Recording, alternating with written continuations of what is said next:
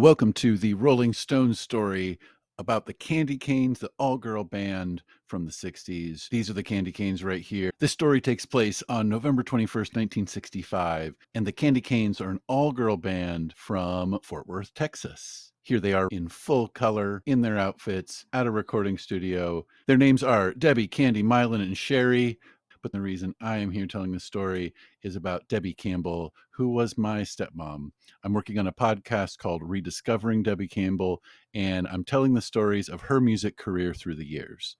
And so Debbie put out an album called Two Hearts in 1983. There are tons of other stories. There will be tons of other videos about her. What I did is I interviewed another member of the band. This is Kandy Chase. And Kandy is going to tell us about the story of the Kandy Kanes and how they got connected to the Rolling Stones back in the 60s. The story starts with a phone call. It was so funny because this British guy called me one day. I thought it was a joke. And he called me at my house and he said, I hear y'all have great equipment. And we'd like to borrow it for two groups that were coming in for a concert tonight. Can you guys bring it over?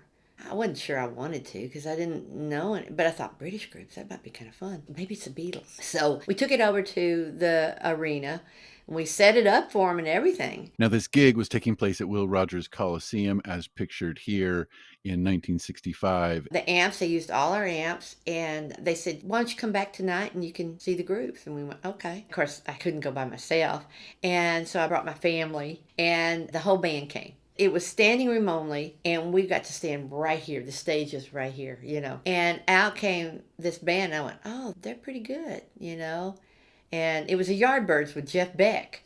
And I went, I think they're going to be okay. I think they're going to make it, And then after that, then out came the Stones.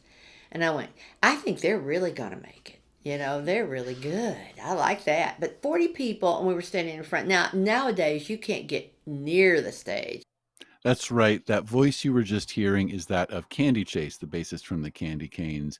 Kandy went on to be a bass player in many other bands, played lots of music with many celebrated people. And in 2011, she put out her album Texas Moon. I would check it out. It's a great country record. This is the end of this story about the Kandy Kanes. There are other stories and other videos. You'll learn more through my project here about Debbie Campbell as seen here through the years. And of course, please go check out the Rediscovering Debbie Campbell podcast, available wherever you listen to podcasts.